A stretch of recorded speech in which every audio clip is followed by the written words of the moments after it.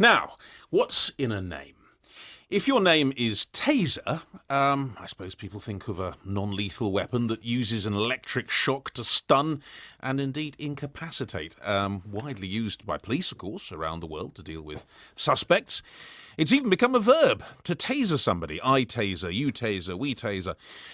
But it is, of course, also the name of the company that makes the instrument. Maybe because of the associations of that name. The company has just announced it's changing its name to Axon. So, will that do the trick? Or will we soon be talking about axoning someone? Well, Simon Bailey is the branding expert at the Caffeine Partnership. That's quite a name in itself. So is name changing an effective marketing tactic? Names are emotive and names are very powerful things. And I think in this instance, what Taser are looking to do is to try and move the connotation or the focus away from the product that at the moment they're famous for, to extend their scope of services, I think, to body cameras, data services that go with that. So to some extent, of course, they can't escape what's got them to this point, but they are looking to broaden the scope of their services and their reach. I think where customers feel that there's less sense to what you're doing, or they're really suspicious about why you're doing something, it's less successful. And also, I think people get attached to the names they already have for them. I mean, I'm so old that I can remember when a particular chocolate bar was known as Marathon rather than Snickers. Well, I think, as memory serves. And a lot of people said, "Oh, that's an association I don't want to lose." Well, that does demonstrate the incredible power of a name, because again, Marathon, as it once was, of course, changed to Snickers, and Opal Fruits to Starbursts, and occasionally you'll still find yourself saying that to your children and then looking at you slightly strangely. But of course,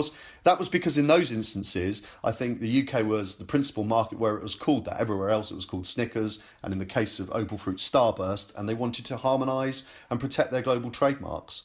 You also see interesting things happening with contractions. So often you see companies using their initials to signal a different change of emphasis. So if we have a think about that, you may remember the electronics brand Lucky Gold Star, now known as LG, which I think has helped them build better quality connotations into the brand. Kentucky Fried Chicken, mostly referred to now as KFC, easier to pronounce and probably allows the business to communicate a wider offer. Apple Computers, of course, decided just to become Apple. And of course, you have other very successful brands which have endured. Maybe they had a difficult birth, but they've gone on to be very successful. So Anderson Consulting, of course, became Accenture. And despite some initial criticism, of course, that's gone on to be a very well-known business-to-business power brand, if you like. And also, lots of names have changed for very good reasons. I believe that Google was once known as Backrub, which again you can understand and see why sometimes a name change is a good thing. Blue Ribbon Sports, I think, became Nike.